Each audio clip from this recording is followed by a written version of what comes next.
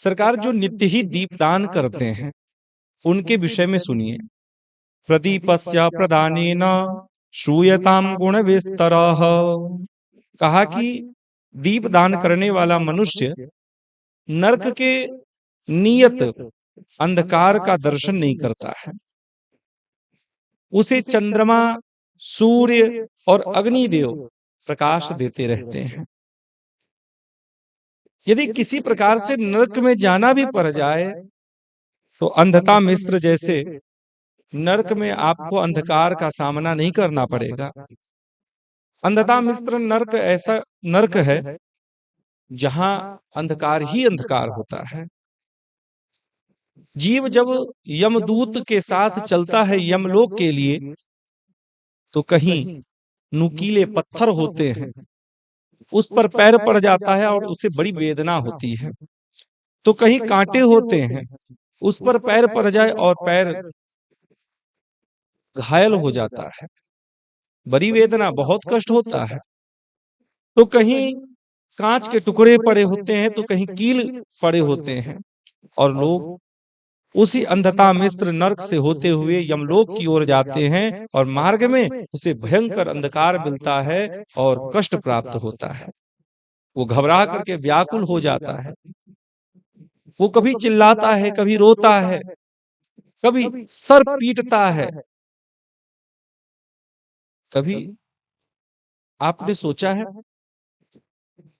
कि दिन ही ना हो और ये लाइट, पंखा, बिजली, बत्ती है, ये सब समाप्त हो जाए।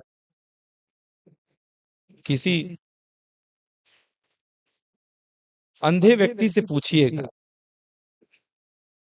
उसके जीवन में अंधकार कितना कष्ट देने वाला होता है।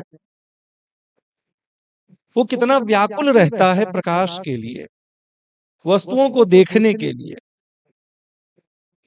उसके जीवन में कितना कष्ट होता है।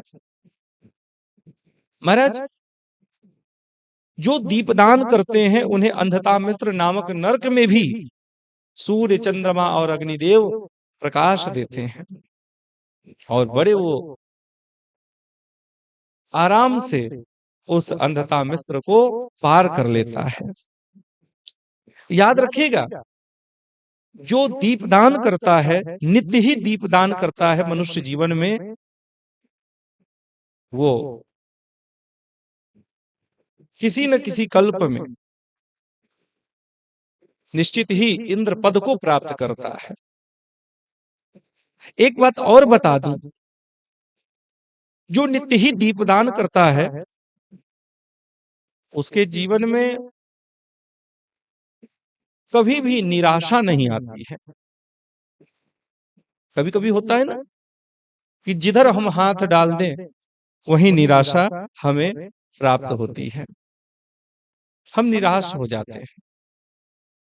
हम जो काम करने लगते हैं कोई हमें आगे मार्ग ही नहीं दिखता है, हम फेल हो जाते हैं।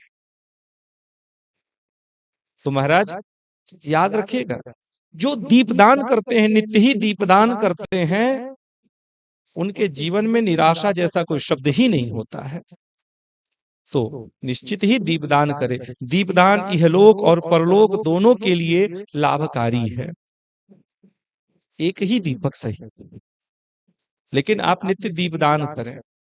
सायं काल में जब सूर्यास्त हो रहा हो, गोधूली बेला का समय हो, मान के चलिए 5:30 से 7:30 का जो समय है, उस बीच में आप दीपदान करते हैं, ईश्वर को भेंट कर देते हैं, दीपक जला करके मंदिर में रख देते हैं, पीपल के वृक्ष के नीचे रख देते हैं।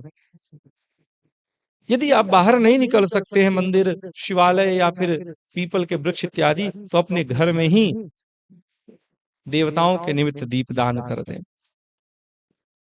तो महाराज आपको निश्चित ही दीपदान का संपूर्ण फल प्राप्त होगा। देखिए, दीपदान के विषय में हमारे शास्त्र में क्या कहा गया है। देवताश्चानुमन्यन्ते विमलाः सर्वतो दिशः। कहा कि देवता भी दीपदान करने वाले का आदर करते हैं महाराज। उसके लिए संपूर्ण दिशाएं निर्मल हो जाती हैं, निर्मल होती हैं। तथा प्रेत लोक में जाने पर वह मनुष्य सूर्य के समान प्रकाशित होता है, जो दीपदान करता है। तो महाराज, दीपदान और जलदान का बहुत बड़ा महत्व बताया गया है। तो जब भी अवसर मिले आप निश्चित ही दीपदान और जलदान करें।